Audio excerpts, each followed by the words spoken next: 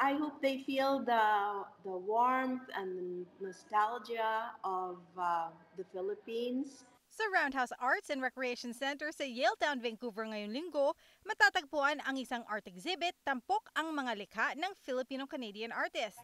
Pagtitipon means a gathering in Tagalog, and this is a gathering of 14 Filipino Canadians and Filipino artists, and we've come together to share our world, basically in the form of art, of installations and paintings. Marami sa mga obra sa exhibit, mga pintura o larawan ng mga tanawin, ang iba naman mga embroidery at textiles.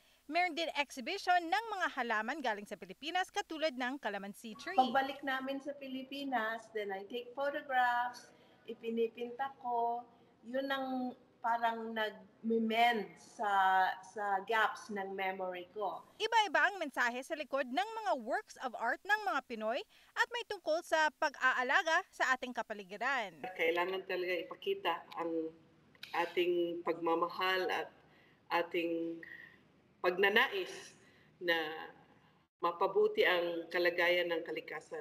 Ang pagtitipon ay handog ng The Filipino Music and Art Foundation sa tulong ng Philippine Consul General Vancouver, Global Pinoy Diaspora Canada at ang NPC3 o National Filipino-Canadian Cultural Center.